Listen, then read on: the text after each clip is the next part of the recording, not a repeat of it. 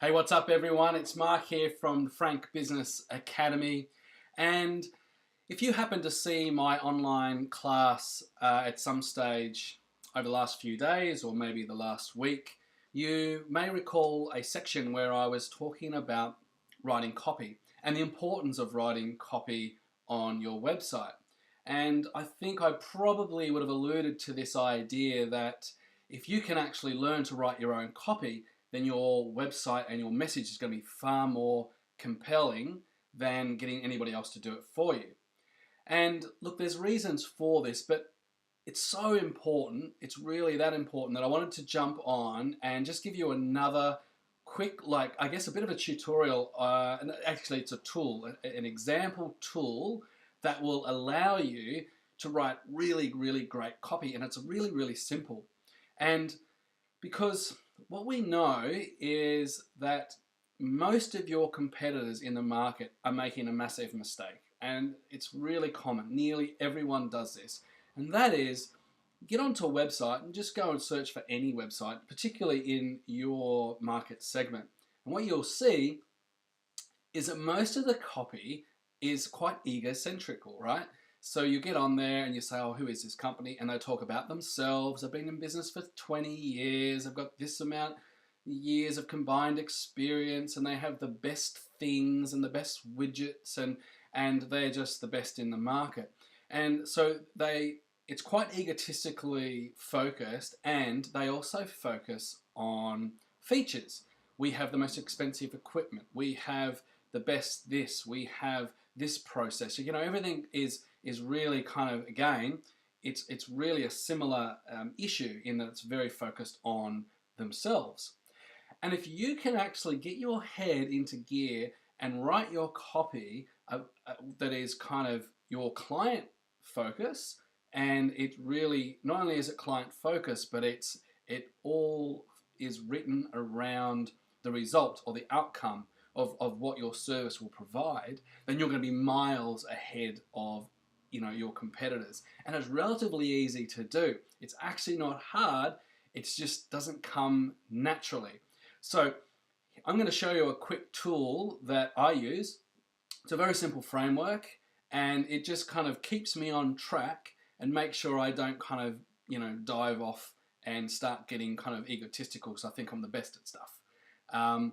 So check it out, and I think you'll find this really helpful. So let's just dive in. Now I've got to change some screens here so you can see what's going on. Let's do that. Okay, so we should be good to go.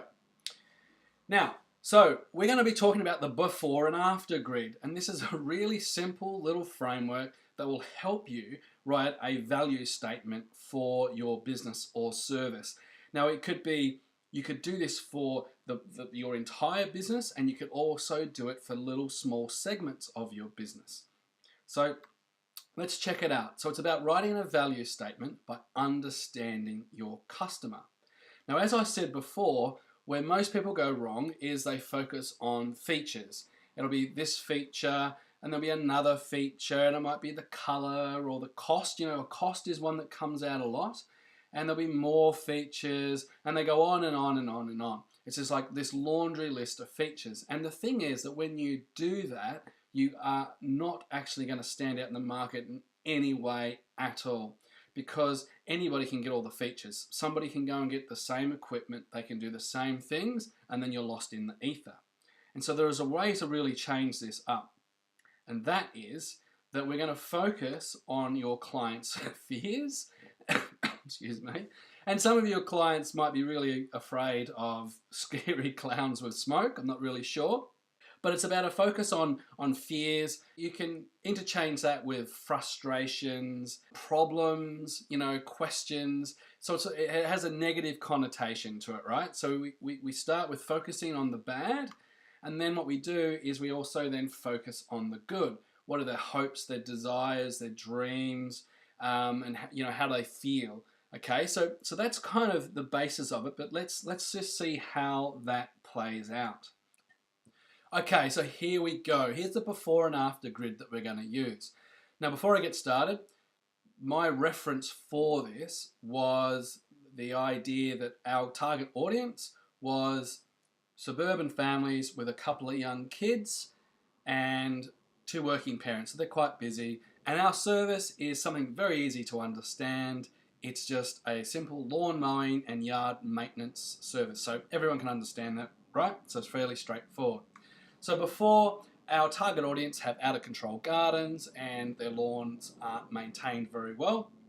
And then after, it's pretty much the opposite of that. So they've got a neat and tidy garden and a lawn that's nicely maintained. And this is where we're going to start to dig in to feelings. Now, how do they feel about the unkept yard? So, both parents wake up with this little bit of feeling of dread each Saturday morning. They're a little bit embarrassed at times, particularly when they live on a nice street and their yard looks a bit ratty. They're both very busy. They're professionals and they're very successful, but they at times don't feel like their front yard gives that impression. So they've got a little bit of embarrassment going on. And particularly Dad, when he wakes up on the weekends, he starts thinking, oh, do I have to mow the lawn? What have the kids got going on? Can I go watch them play sports? I love that, but maybe I need to look after the yard. Saturday mornings aren't as relaxed and as enjoyable as they could be. And what does he feel after we give them our fantastic lawn mowing and yard service? Well, they are very house proud. Every time they pull into their driveway, the grass is nicely kept, the gardens are looking good, and they actually feel like the success that they really are. And they're excited, particularly on Saturday mornings, they're excited for the family time that's about to happen over that weekend, right? So it's quite a different scenario.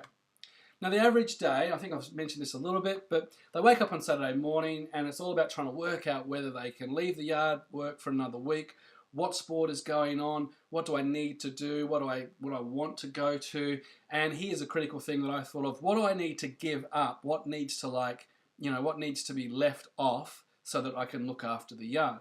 Of course, after our service, they wake up Saturday morning, they're nice and relaxed and they're refreshed, and they look forward to watching their kids play their sport and just catching up with friends and enjoying their weekend, because they've had a tough weeks at work, and weekends are for relaxing. Now, this is a really cool one, the status. Really want to dig into this one, guys, so this was great. Before our service, they kind of feel like workaholics, they work all week, and then they get to the weekend and they have to look after the yard all weekend. So it's like go, go, go, go. And at times they feel like they're a bad parent and that maybe, they're being judged at times because they can't go to the sport all the time and they can't do all the things that other people seem to be doing. And again, I've just taken a very high level view of this. With your target audience, you're going to dig into this really, really deep, to the deep, darkest places of their mind.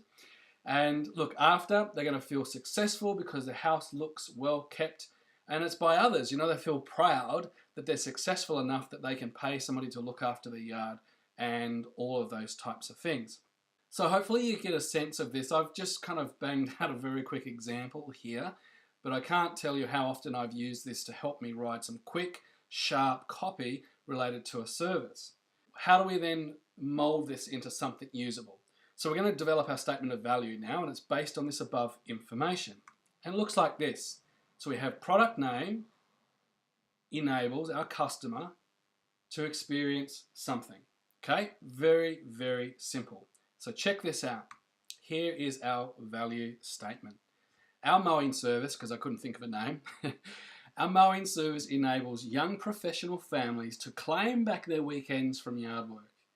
They get to wake up every Saturday relaxed, knowing they have everything in order and are free to enjoy their time with the kids. So look, hopefully this is a demonstration of writing copy can be much easier once you have a bit of a framework to follow, and then the end result is actually much more powerful when you focus on who you're speaking to and exactly what that result is that they're going to get from your service. Now it's your turn.